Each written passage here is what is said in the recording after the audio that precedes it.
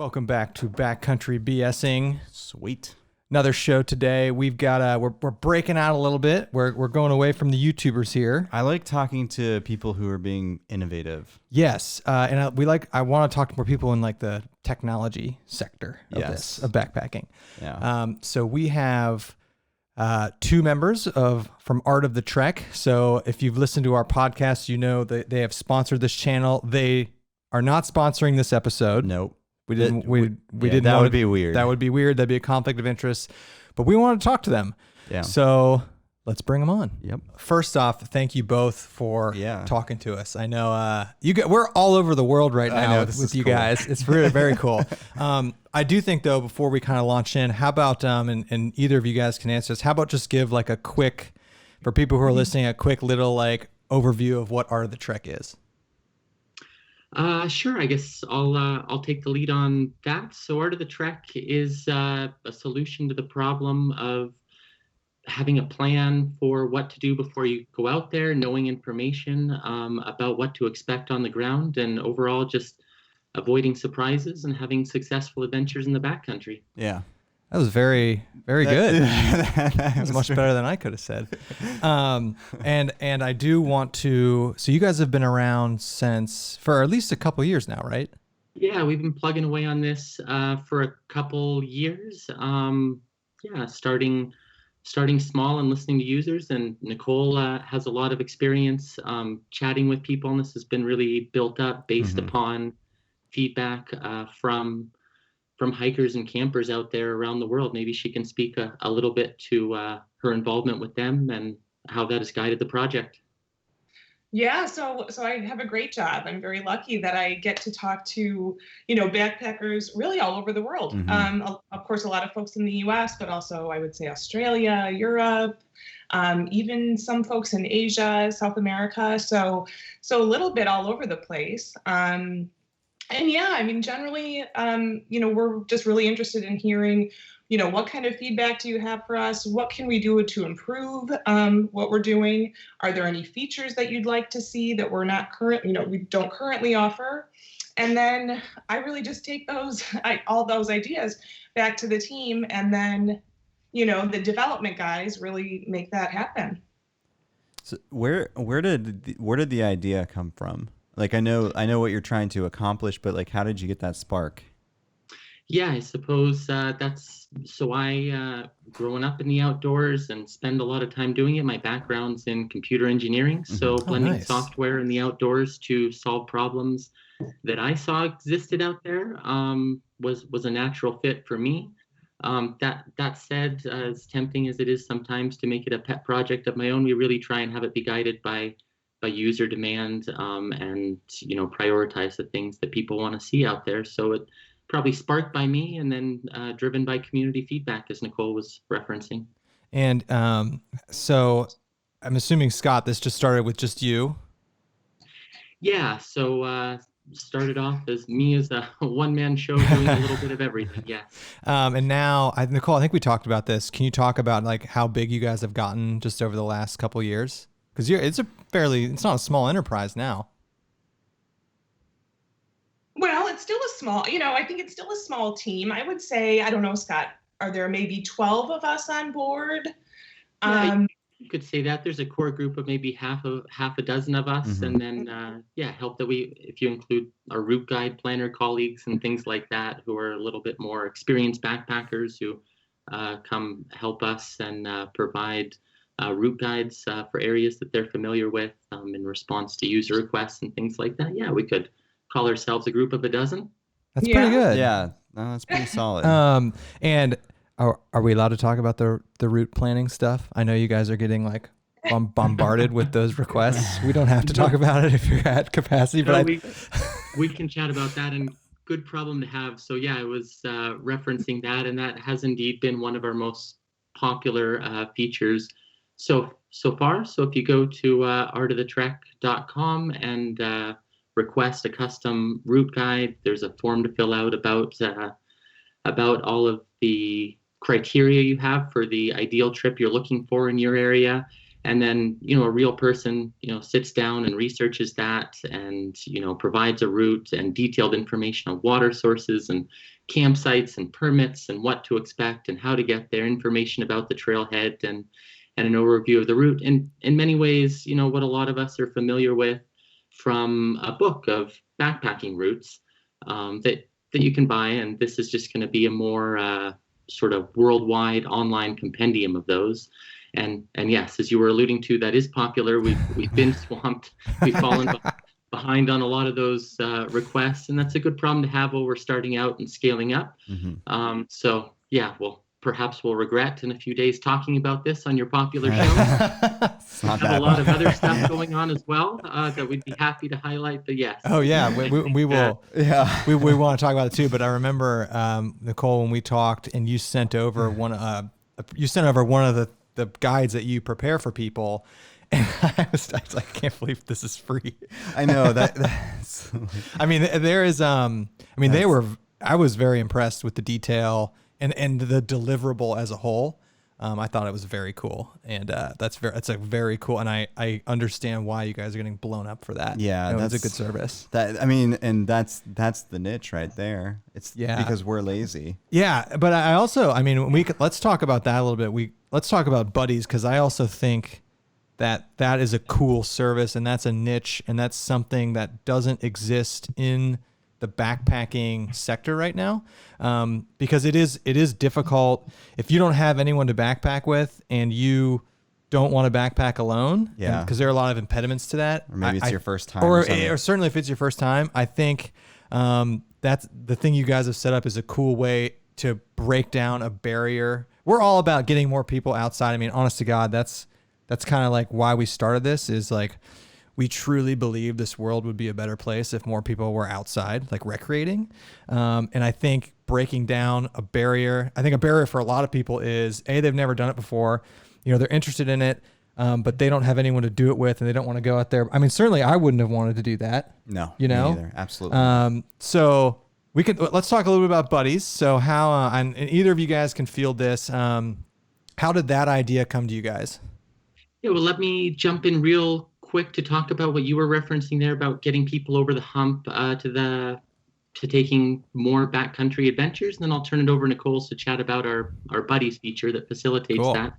But yeah, what you were talking about there, really, I'm not one for cheesy mission statements for a company or anything like that, but if we were to have one, it would be getting people, especially beginners, over the hump to taking more backcountry adventures out there. So you'll see that guiding all of our choices and all of our features from the route guide, route guides to the buddies to many other things that we do. So glad that we have that in common, and looking to solve problems to get people out there. And the buddies functionality is definitely one of those things. And I'll turn it over to Nicole to chat about that for a little bit. Yeah, I've had hundreds and hundreds of phone calls with backpackers, and that was one of the most requested features, far and above really anything else. Most people I talked to said they'd want to be connected with someone in their community, which actually was a little bit of surprise to me. But it seems like there's a lot of folks out there that enjoy backpacking, but maybe just don't have the friend group, right, or the family group. So we launched the Buddies form. That's over at buddies.artofthetrek.com. So we're just gathering information from people that would be interested in joining these groups. So we ask about all kinds of stuff: weather preferences, how many miles a day you'd like to hike, etc. Really, it's a lot of stuff. I want to be sure that we're getting good matches for people, for groups that they fit into well, physically, socially, in their area, and for trips that they're looking to do. And as well, sort of pairing mentors with beginners, asking about how experienced people are and whether they'd like to learn from others or like to be teaching others about how to do things better. So there's a lot in there, but all good information to be asking that helps us do a good job of making groups, primarily with a focus on overnight trips. For this and everything else we do, it's overnight trips really that we target, just because there are good resources for day hikes. There's less to plan for. We have more problems to solve for overnight trips. So that's also been a focus. I'm not going to lie. Pandemic really screwed you guys with the buddies thing. Well, I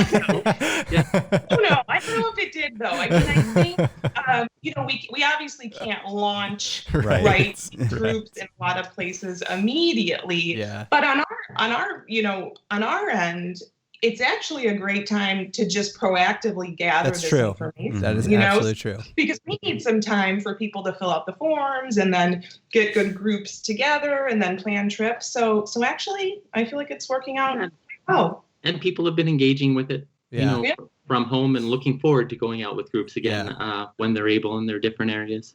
Yeah, and we talked about this. I do think we've talked about this. We've had a lot of gear companies on this show during this whole situation, and I do think there's going to be a really big pent up demand to get outside. I mean, we're seeing it now. I mean, even where we live, if you just go like on the nature trails around us, they're just packed with people right now.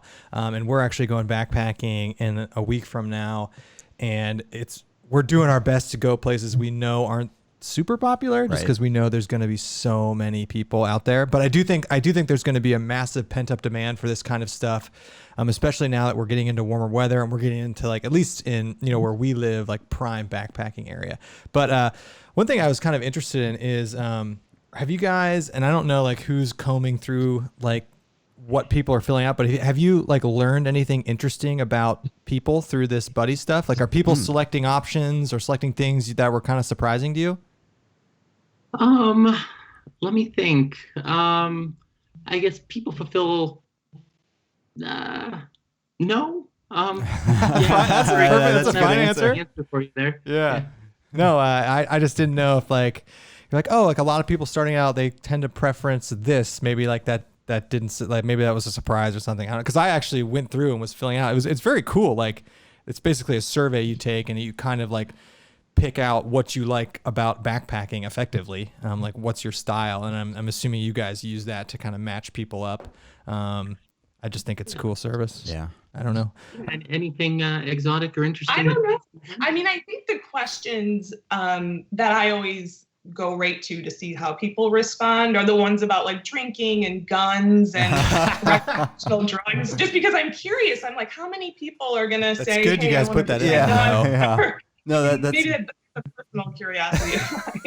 You got a lot of boozy people. I wonder if there's trends by like geography for that. There's gotta be. Yeah. There's gotta be. Yeah, maybe you get more younger people into like, if someone's, I understand people bring marijuana on camping trips sometime, like a whiskey by the fire, and some people really don't. And some people feel safer going with a firearm depending on where they're camping, and other people are horrified at that idea. So we try and ask people about, I don't know if those are controversial things, but not anymore. No, and out in every area. So and we we've backpacked all over the country now, and backpacking in Ohio, Pennsylvania, Michigan is much different than backpacking in Colorado or California in terms of the people you see out there, what they're bringing and what they're doing. Yes, absolutely. And everything you mentioned, you'll see it.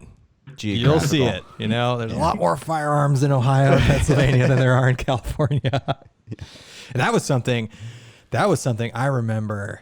I remember the first time I went backpacking with my wife, and we were at the parking lot, and this was 2011, I think. First time I went with her, and we were just gearing up, and there's two guys, the car next to us, getting their gear out.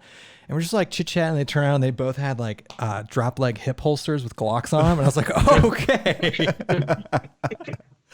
It really takes you back at first. And then now we see people in Ohio. Yeah, it's every other person. We see a lot of people open carrying. That's not something Andy and I have ever done. Not that and there's specifically hikers and backpackers going. It's like a personal protection thing for them. Is that it? Yes. Interesting. Honestly. Yeah. I mean, there's no wild animal in Ohio that you're gonna need to fend off. And if there was like bear, it's so rare. It's rare, and the little 9mm pistol. I mean, maybe the argument about like down in southern Ohio, some little sketchy areas. Yeah, and that's another thing. depending on where you backpack, you know, Andy and I, and probably the reason people are carrying these things is in Ohio, in the Midwest, we've had the sketchiest encounters with people, not with animals. Yeah.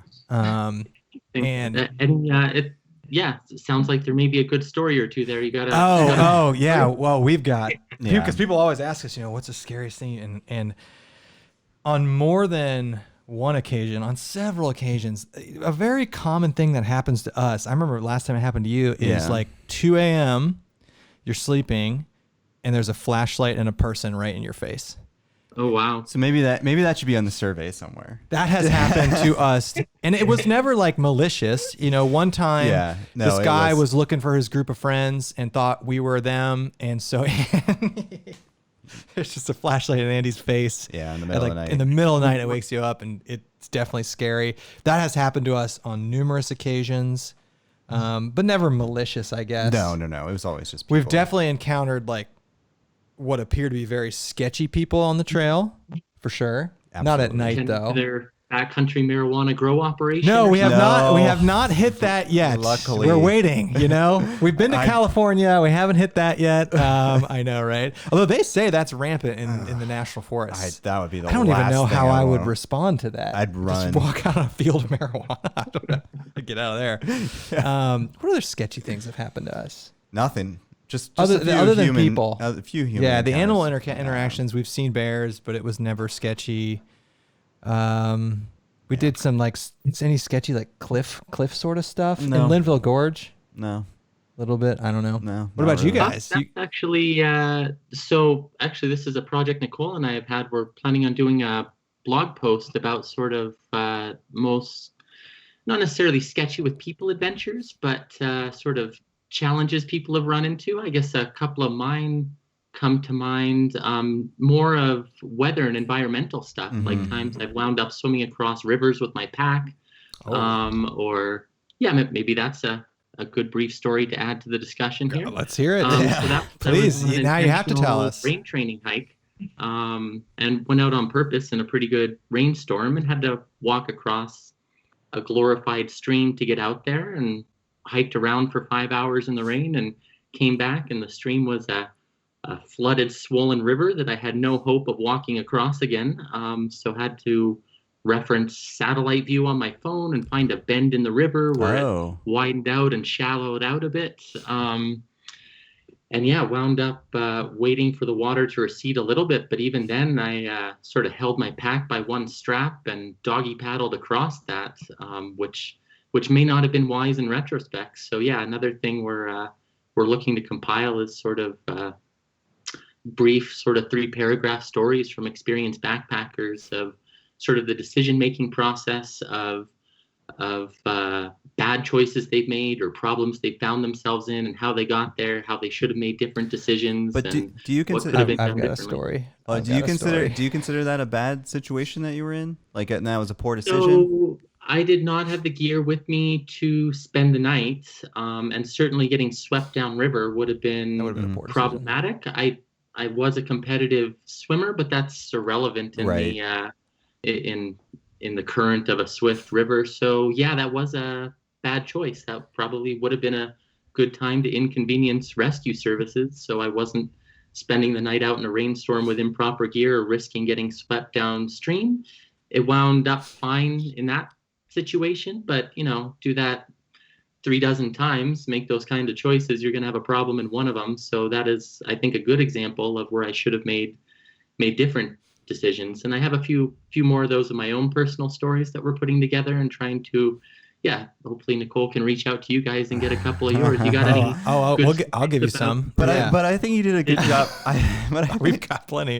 I think you did a good job of like trying to mitigate that risk by like pulling up the satellite views and if you had to cross, where would a better place be? Yeah, no, and I was willing to let the pack go, and I did put the car keys and my phone in a Ziploc bag in my pocket. So I tried to mitigate it, but still, sort of doggy paddling across a swift. We wouldn't recommend that to beginners. We'd say, get someone with a rope or who can drop you some gear.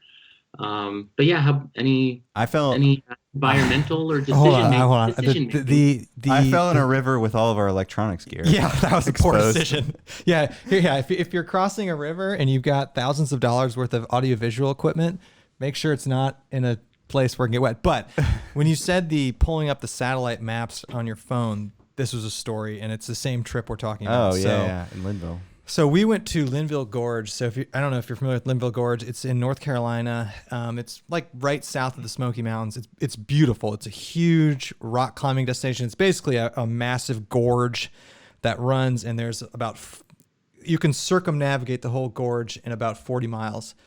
So Andy and I went down there two or 3 years ago, and we met up with another YouTuber guy. And we'd always want to try Linville Gorge. It's a pretty famous backpacking spot. It's challenging. Very challenging. Yeah.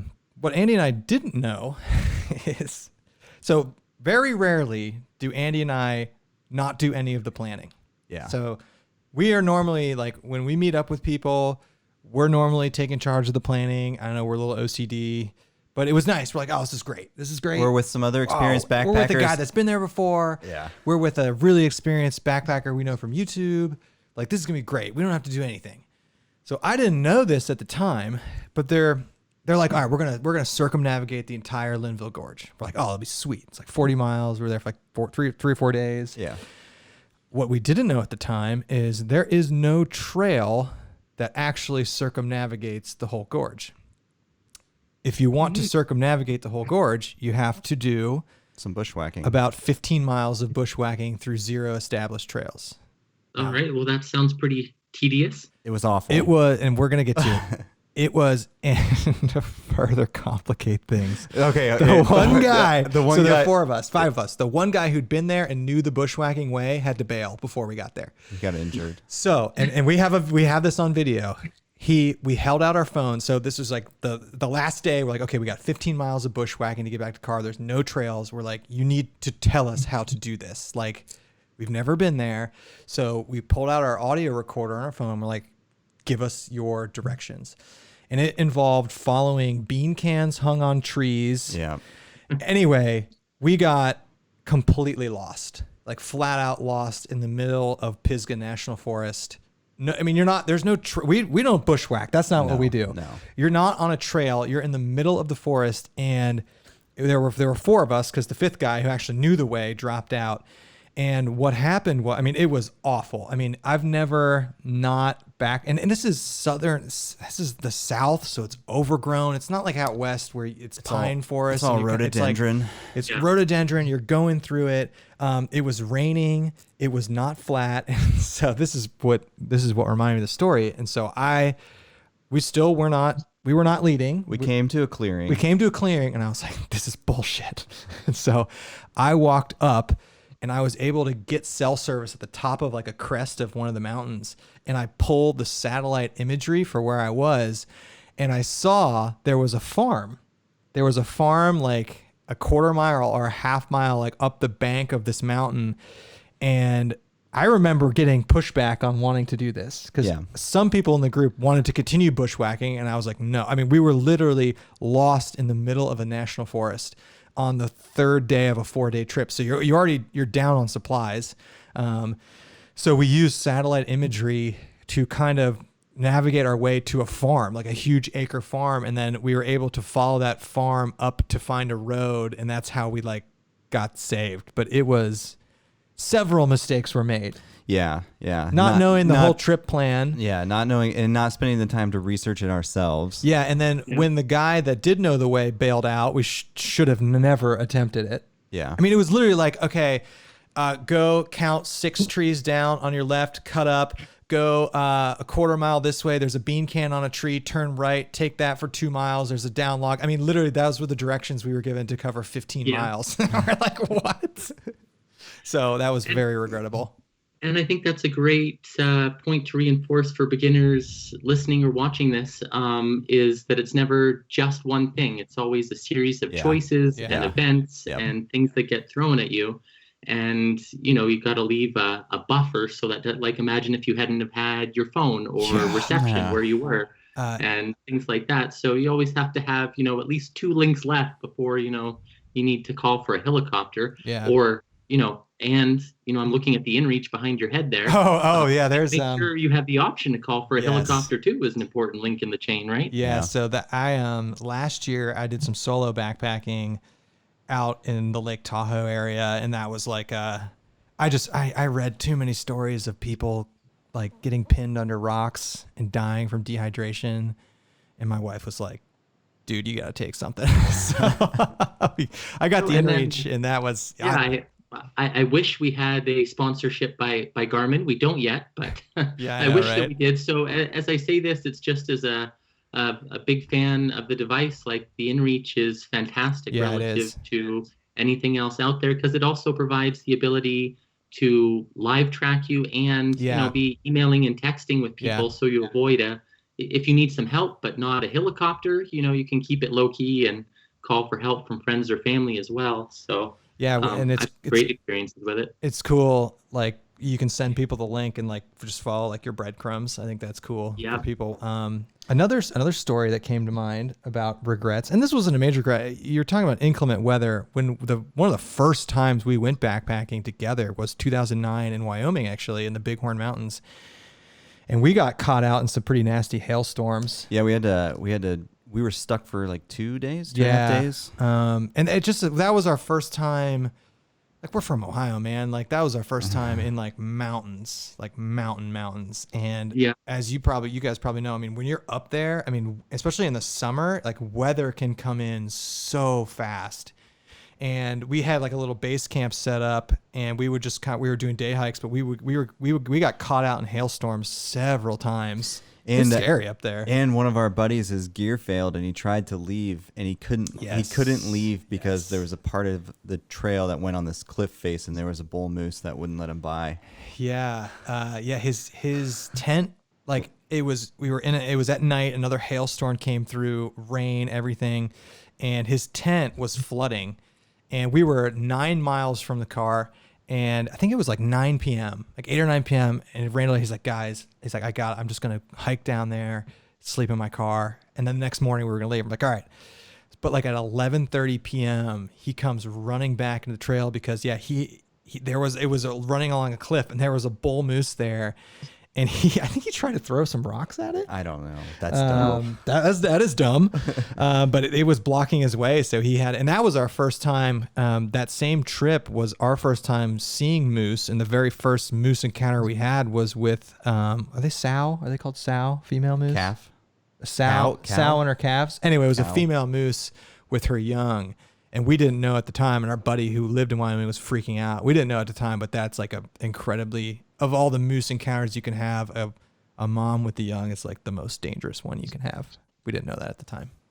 So there were some mistakes there. Well, there you go. I'll put in a plug for bear spray that not only solves problems with bears, but sketchy people in Ohio, as well as moose in the worst case scenario. In fact, we're going on a trip, and there's a can of bear spray right down there. We've never really carried bear spray with us before regularly, but we're going to an area in West Virginia that has a dedicated black bear sanctuary. So we're carrying bear spray. Why not? Yeah. At the end of the day, odds are we probably won't have to use it, but if it makes us sleep better at night, it's worth the wait. Yeah. I don't know. We've never carried it before though. And we've never done, I don't know if Scott or any of you guys we've never done anything in grizzly country. So I recently moved here to Wyoming, and right in the heart of grizzly country. So it is spring now. They're waking up. They have their cubs with them, and I carry it right on my hip. I have yet to make use of it, but as I said, it's fairly lightweight and solves problems from people to moose charges to angry mama grizzly bears. Right. So, it's about bear attacks are very rare, as is getting struck by lightning and things of that nature. But of the people that do get struck by lightning, they're typically hikers hiking on ridgelines in thunderstorms. And of the people that do get attacked by bears, they're typically solo hikers, hiking out in the middle of nowhere grizzly country, me. So best to take steps to mitigate things when you're putting yourself in a higher risk category for what are still, rare events. I suspect if any beginners listening to this, all of our horror stories and everything we're terrified of, from grizzly bears to we're really selling backpacking, guys. You gotta get in the buddies group that doesn't include those encounters. So, we should say, 98% of all our experiences out there are pleasant, or if it's not pleasant, I'm a big fan of, if I said, different types of fun, that's something I think people talk about. Oh, yeah. Type 1 fun, just for your listeners, sort of enjoyable things. Maybe that's, lounging on the beach, or things that are fun and pleasant in the moment. And then type 2 fun is not necessarily fun in the moment, but, good to tell stories about after the fact. And then type 3 fun is getting mauled by a bear, breaking a bone, stuff you never want to eat, stuff that involves, a rescue. When you were bringing up the lightning thing, that's all I thought about during those hailstorms, because you're above tree line. So it's not like get to the lowest point, like you are the highest point, and you see the lightning coming down on the mountain, and you're just like, this is how people get struck by lightning. Yeah. I remember that. Oh, that was freaky. So, but yeah. We're describing a lot of bad scenarios out there, and sort of our worst case stories and stuff. But for the most part, hiking's a good combination of type 1 and type 2 fun. There's some discomfort and, chosen challenge of not having a hot shower and a comfy bed. Yeah. I always describe backpack. I always say, when I talk about backpacking with people who don't backpack, I'm like, there's two kinds of fun. There's stuff that's like really fun when you do it, but it's not that memorable, like a roller coaster, something crazy. And then there's stuff that's not necessarily that fun sometimes when you're doing it, but it's really memorable. And I put backpacking in that sort of category, where like it is uncomfortable sometimes, and it is hard. And that's one thing we always preach to beginners too. And this is a soapbox we've gotten on. Not too much, but I cannot tell you how many people we see backpacking, and it is regional, they don't appear to be in really good shape, like physically, like cardiovascularly. And backpacking is difficult. I mean, it's a physical exertion. And if you just and I'm not saying you have to be a marathon runner, but if you just put yourself in some semblance of better shape, you will enjoy it so much more. Yep. Like so much more. Because I think that is a barrier to some people. It's like, it's hard. Like putting 30, 40 pounds on your back and hiking 10 miles or going up a mountain, like it's physically hard. And if you're in awful shape, it's going to be that much harder. So that's something we try and tell people. It's like, I'm not saying like go run a half mile or something, but like put the pack on and walk around the block a couple times, or like just do something. Yep.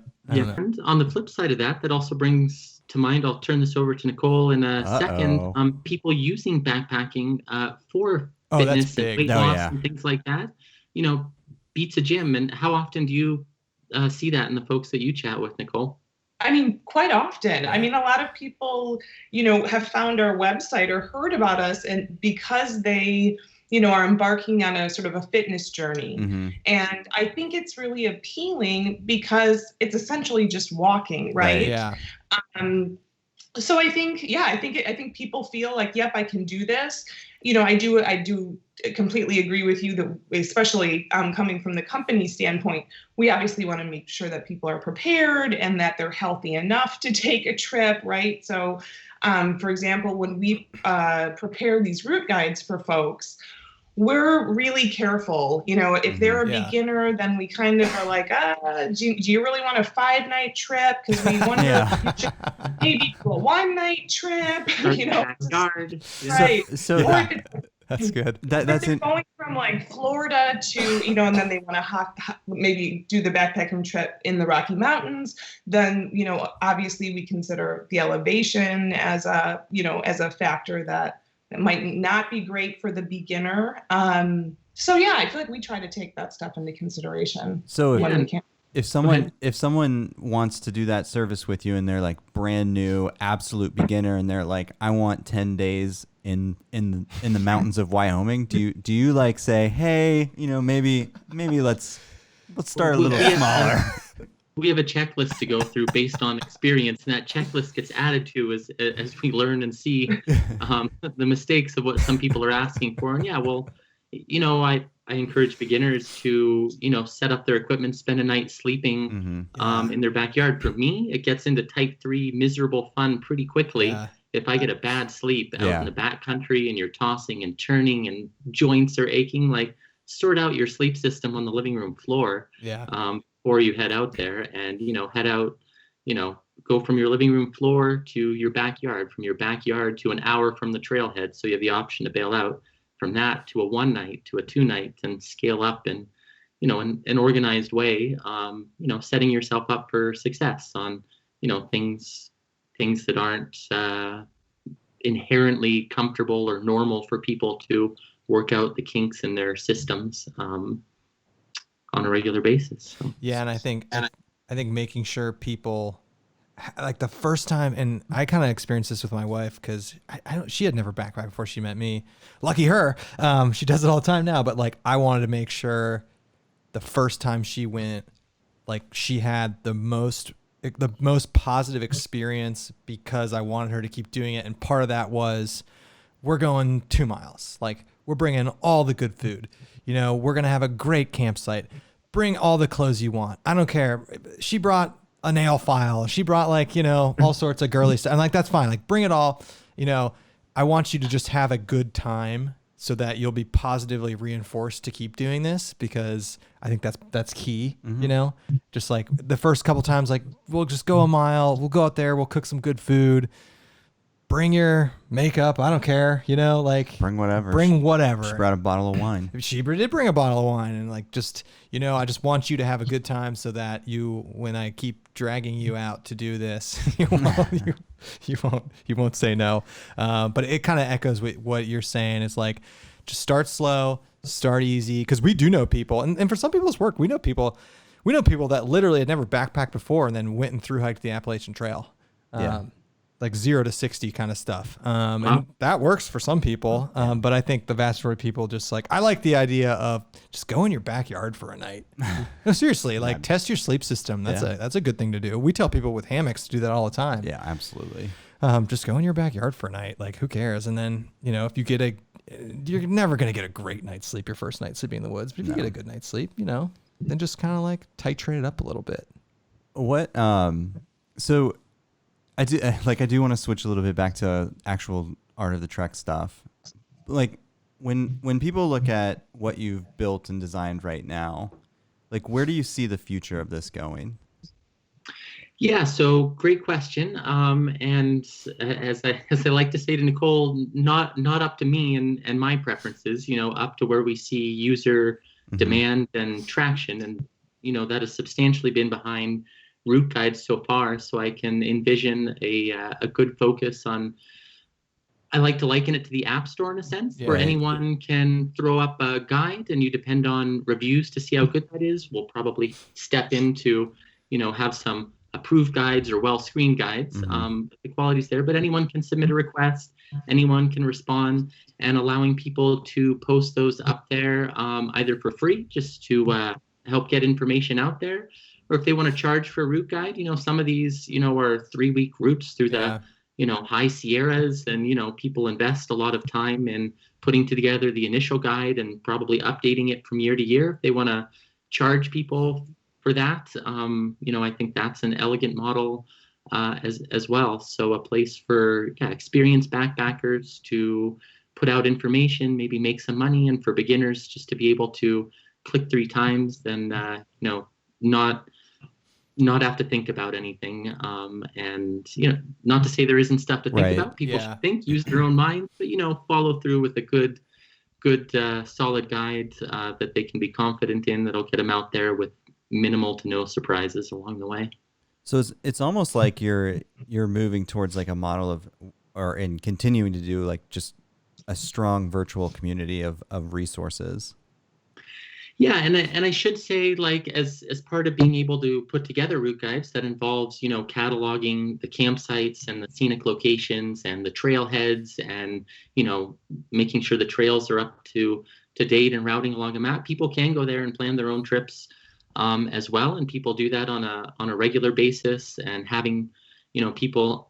So one area that we are currently weak in is we're still developing the mobile app side of things. So what I'd really like to see as well is people, verifying information of campsites and routes on the ground, submitting photos that they take there, and really giving people a good look on the ground.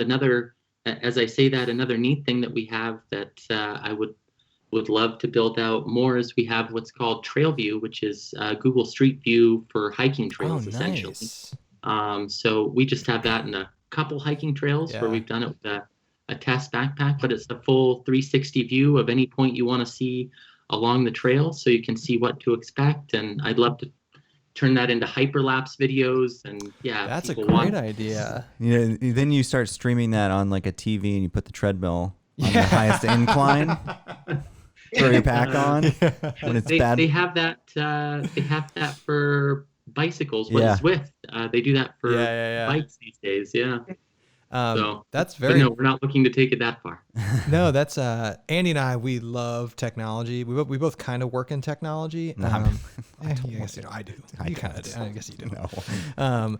But we're always we one thing we preach, and we do get a little bit of hate for this because there are a small minority of what I call the backcountry purists. Yeah, they're like no phone, no GPS.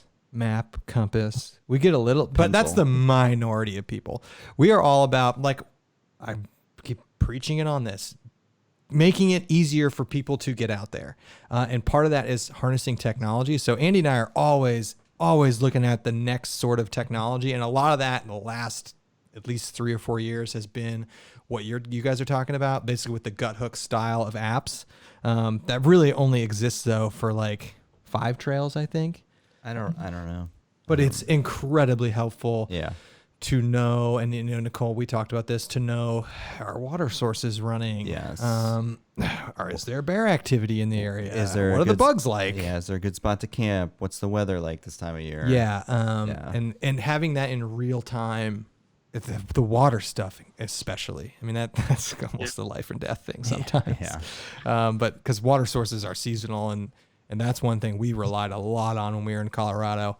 But anyway, we're all about using technology. That's why we have the InReach. That's why we have a host of apps we use out there. And then also, like, not necessarily backpacking related, but the camera technology and stuff. We're also into that. Yep. But I don't know. So it's good to see more of that. And I think that's helpful for people. And for the electronic devices, you were referencing the purists. I guess there are 2 aspects to that. We come across a small minority of people as well who are like, hey, don't make it too easy for people to get out there. Yes. Don't tell them about this. Absolutely. And, keep them out of my trails type of thing. But again, that's very little. And most people want to make it easier for others and themselves to get out there with, information on leave no trace principles included for the beginners. And then for the electronic devices, it's a question of what's most effective. I guess a compass works in all scenarios as long as you don't lose it or break it. Mm-hmm.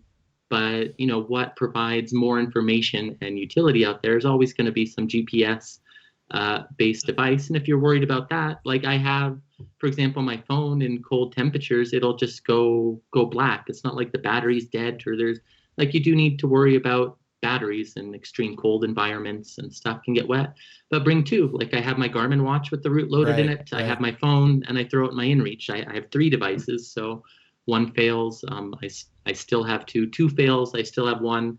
And if I lose them all, I still always have some sort of mental map of where the car is in my head, even if that ends up with some bushwhacking to get back there. So situational awareness combined with redundancy, I think, And if you feel better with a compass and a paper map, great, another layer of redundancy. But I think people who go out with a map and a compass and no GPS devices are also making poor decisions. Yes. Yeah. Do you guys, either of you, do you want to talk at all about any personal upcoming backpacking plans you may have once pandemic's over? If you have any cool trips lined up or anything? Oh, let me see. Well, Nicole is not a super backpacker, but she's got her trekking poles coming in. Maybe you want to, she's over in Austria. It's beautiful out there. So Vienna actually has, I just saw, voted greenest city in the world. So we have lots of beautiful countryside and vineyards. And I've been working on exploring, just doing day hiking.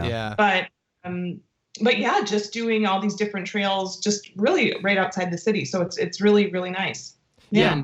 Myself, I actually, so Jackson, very fit, active area with a lot of community demand for hiking trails. So I haven't lost any access. I've been able to get out as usual. And the national parks are reopening here. So I usually end up sort of off in wilderness areas, or I end up on pretty remote trips myself. But this year, living right next to Grand Teton National Park, I have a collection of reservations there for sort of peak July, August. Yeah. Nice. I'm taking through the Tetons there for a handful of 3 to 5 day trips. Nice. So yeah, that'll be good. I'm looking forward to those, and looks like the park's reopening on schedule to make those possible. Yeah, both of you guys live in sweet places, so no excuses. We live in the middle of Ohio. Where do you guys like to go? Do you have like favorite areas near you? Yeah, we are surrounded by like really mediocre backpacking. We're surrounded by some like West Virginia, Pennsylvania. West Virginia's good. And Michigan. So that's Ohio has backpacking, and like we shit on it all the time, but like Ohio does have better backpacking than Indiana. Yes, that's what we say. Better than Indiana. And so we live in central Ohio, and we can get to backpacking in an hour drive. So like, I'm not going to complain about that. No. But yeah, like our like good places to go that aren't Ohio, is Pennsylvania, West Virginia, and Michigan, because that's like 5-6 hour drive. Yeah, and there's actually really good backpacking in all three of those states. But like, now, do you think? Sorry to interrupt. I was just going to say, do you think your enthusiasm for the outdoors will guide your living choices in the future? You know, no, probably not. Our sister just moved out to Reno, Nevada, to Lake Tahoe, basically, and I was out there, and I was like, I cannot imagine. I mean, we do a lot of backpacking now, but how much more outdoorsy stuff I would do if I lived in like areas where you guys live. I mean, like she's got like beautiful Sierra Mountain backpacking trails, a 10-minute drive from her house. And that's not uncommon for people that live out in these areas. And I just simply can't imagine what life would be like. I'm in the wrong career field. Yeah, both of us are in career fields where we don't work where those kind of places would exist. Yeah. But to answer your question, maybe like later in life, you know, we're both from here, and our whole family's here, and Andy and I are like entering, the second phase of life here, domestic life. And, the good thing about Columbus and Ohio is it's really easy to travel places. So it is a lot of highways. It's very flat. It's cheap to live here. Our airport can get us places pretty quickly. Yeah. We have a lot of vacation time. But every time we go somewhere cool, we're like, I wonder what it would take to live here. You just need to do it. Yeah, you just need to do it. So standing invite, if you're ever in Wyoming or Austria, we'd love to take you around our areas and show you around. So be happy to do that. So you're in Jackson, you said? That is correct. Yeah, we've been there many times to ski, actually. Never to backpack. Never in the summer months. Well, that's not true. No, we were there once in the summer. We went there once in the summer, and it was just, Jackson is beautiful. Absolutely beautiful. So you're spoiled. And Vienna, I've never been there. Our sister spent a bunch of time there. Our sister lived in Paris for many years and went to Vienna a lot, but there's a ton of outdoorsy stuff out in that area. And people don't realize, like, there's a lot of outdoorsy stuff in Europe. Oh, yeah. Actually, like, backpacking kind of started in Europe, right? Yeah, good. So I do have experience through the mountains of Europe. It's very so we're spoiled in America and Australia, New Zealand with what they would call wild camping, which we just call camping. Yeah, right. Putting up a tent basically anywhere. So they don't do a lot of tent stuff out there. That's pretty much exclusively relegated to Sweden, Finland, and Norway are the only options for wild camping in Europe. Otherwise, they sort of corral you into these huts and food service and bunks, this sort of dormitory style, sort of more luxurious versions of what you'd encounter through the White Mountains of New Hampshire. They have the Appalachian Mountain Club huts up there. So they have those, and that's a neat system that facilitates trips, but there's not a ton of wilderness out there for sort of mainland Europe. I would look at Italy first if anyone's looking at international trips. They have bivouac huts out there. They call them bivaccis in Italian, and there you can pitch a tent next to them. They're unstaffed, unserviced. It's just kind of like, please camp here to reduce impacts. Yeah. And Italy's probably one of the best out there if you're looking for the European Alps. That's pretty sweet. People always ask us, they're like, have you considered going abroad to go backpacking? We're like, yeah, but there's still a lot of stuff in the U.S. we haven't crossed off the list. Yeah. And the White Mountains being one of them, actually. We almost decided to go there in a week, but we didn't. But that's been on my list for a while. That's tough. Although I'm not gonna lie, like what you described, with those luxurious huts, sounds pretty cool. Actually, kind of like it would be fun to do. Yeah, it my wife depends would what love you're it. after. I mean, they have great food at them, like kitchens and everything. You get hot meals. Yeah. You have to. I think your husband Nicole makes use of that. Yeah. I mean, he loves going. I mean, because it's a bunch of guys drinking beer at night, eating schnitzels, I think it's a fun experience for them. Somebody's playing the guitar, they're all talking about what they did that day and what the plan is for the following day. So yeah, he enjoys it. I remember someone telling me about like a thing. I don't know if it was in Germany or France, but like you basically day hike between these things, and then at night I'm like, that actually sounds really fun. Yeah. You don't have to carry a tent. It's a lot lighter. You get this nice food. I'm like, that actually be something I would like to do sometime. I don't know. So yeah.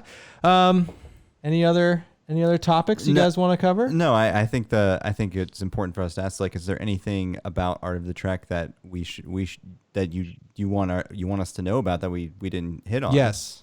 Yeah. I guess for your listeners and viewers, we welcome feedback. Any opportunity, there's a live chat on the website. You can email Nicole at artofthetrek.com directly.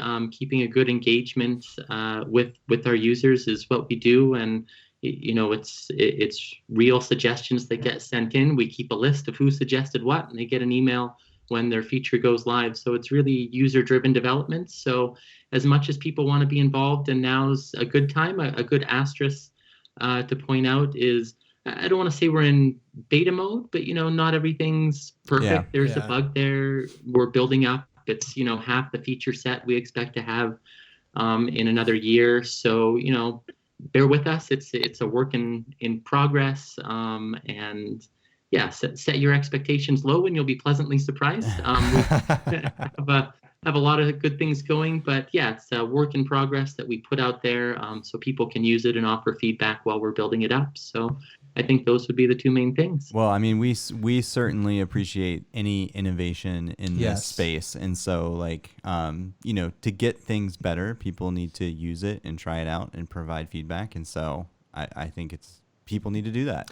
I also I think it's something I really like about this is you guys are a supporter of the backpacking YouTube scape. Yes. And you were smart about that. Yeah, and that's something as backpacking YouTubers, we appreciate when companies, things will support a bunch of backpacking channels. I think that's good. Yes. So that's something we really like about you guys. Thank you. Well, we appreciate the good content. No. So we're all on the same page. Yeah, and this was really fun to talk to you both. Yeah. Thank you so much for taking the time. Yeah. I really appreciate it. Yeah. Thank you. Yeah. Well, take care. Yep. Take care.